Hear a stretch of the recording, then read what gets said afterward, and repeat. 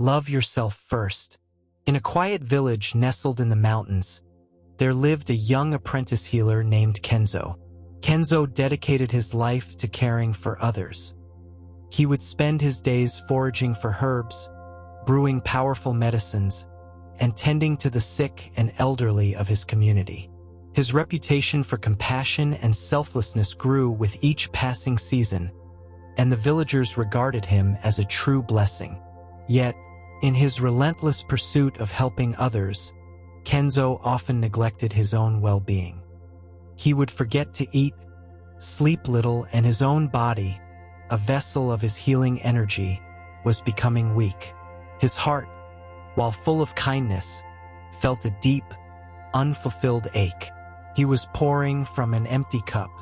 One day, while tending to a feverish child, Kenzo's own body gave way. He collapsed, exhausted and frail.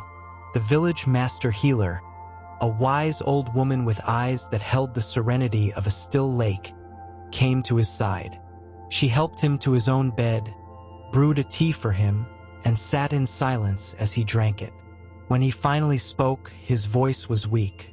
"Master," he whispered, "I do not understand. I have given everything to heal others. Why is my own body failing me? How can I find the strength to continue my path?"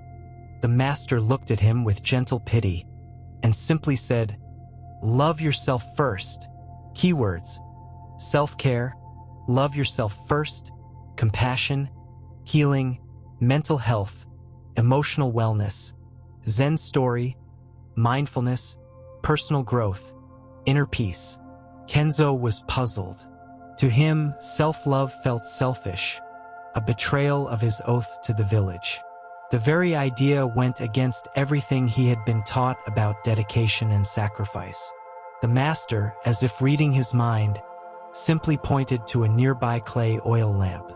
"Look at the lamp, Kenzo. It cannot illuminate the room if its own wick is dry and its oil is spent.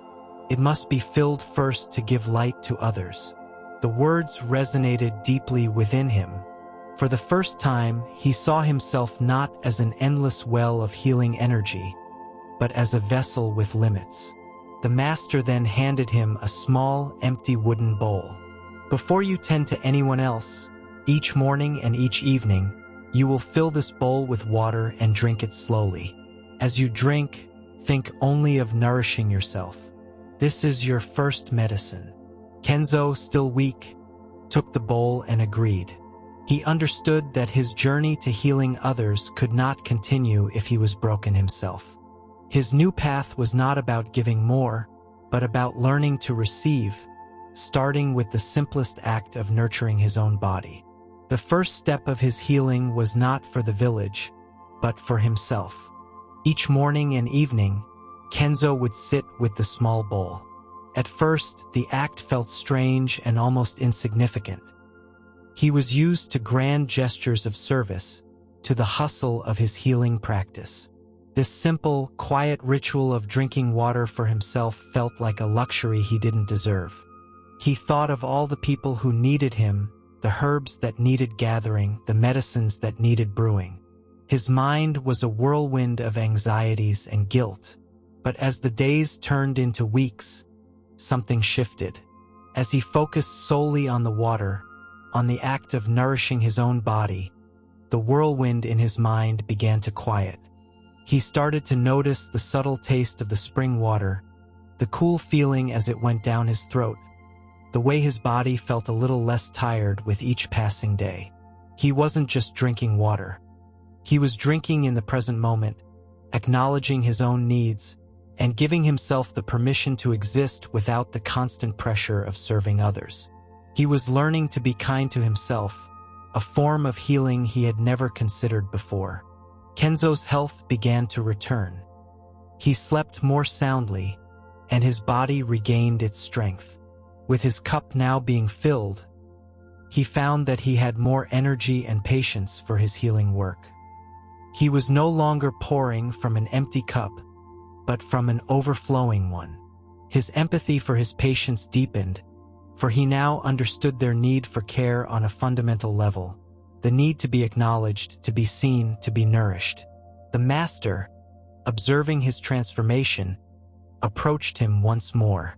"You see, Kenzo," she said, "true healing does not begin with the medicine you give, but with the medicine you take. You cannot give what you do not have. The most profound act of service is to first serve yourself, to recognize your own worth, your own needs." Kenzo finally understood.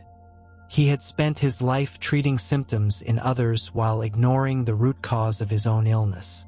The brokenness he saw in himself was not a weakness, but a sign that he was in need of his own healing touch. The village needed a healer, but Kenzo needed a healer too, and that healer was himself. From that day on, Kenzo's healing practice changed. He established a new routine, a sacred ritual for himself that he would not compromise. Each morning, he would meditate for a full hour by the river, allowing the sound of the flowing water to wash away his anxieties. Then he would sit with his small wooden bowl, filling it with water and drinking it, not as a chore, but as an act of profound self-respect. The villagers noticed the change. Kenzo was still as dedicated as ever, but there was a new radiance about him. His movements were calmer, his hands were steadier, and his eyes held a deeper sense of peace. He no longer rushed from one patient to the next, but treated each encounter as a whole, a complete experience. He listened not just with his ears, but with his full presence. The healing he offered was no longer just medicine for the body. It was a calming balm for the soul, born from the inner peace he had cultivated for himself. A young apprentice, observing Kenzo's new way of life, approached him with a question. "Master Kenzo," he asked, "you are so peaceful now, yet you work just as hard. How did you find this balance? Is it the secret of your medicine?" Kenzo smiled gently. He led the apprentice to a mirror and held it up. "Look at this," he said. "The mirror can reflect the world in all its beauty and sorrow, but it must be clean and unblemished to do so. If its surface is dirty, all it shows is its own flaw. My medicine is not the secret, for the secret of healing is to first cleanse the mirror of your own soul. The inner work you do is the most important medicine of all." He explained that by tending to his own needs, he wasn't being selfish. He was performing an essential act of maintenance. He was polishing his own mirror, ensuring that he could see the world clearly and reflect its needs with perfect clarity. The true medicine was not in the herbs he gathered, but in the wholeness he cultivated within himself. Kenzo's teachings spread throughout the village. He began to instruct his apprentices not just in the properties of herbs and the mixing of potions, but in the importance of their own inner world. He taught them to start each day with a moment of mindfulness, to drink their water not just to quench their thirst, but to honor their bodies. He encouraged them to take long walks in nature and to find solitude for quiet reflection.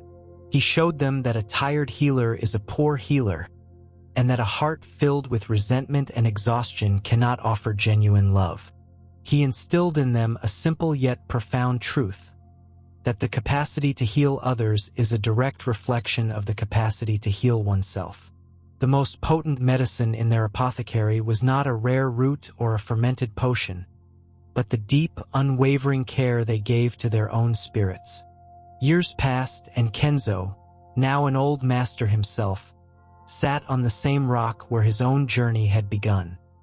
He watched a new generation of healers in the village, moving with a grace and a centered presence he had rarely seen in his youth.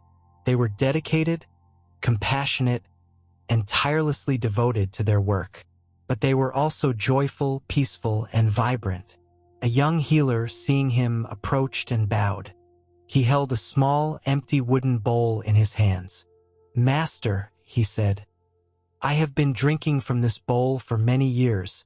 Now it is full, and my heart is full, but I feel there is still more to understand. What is the final step on the path of healing?"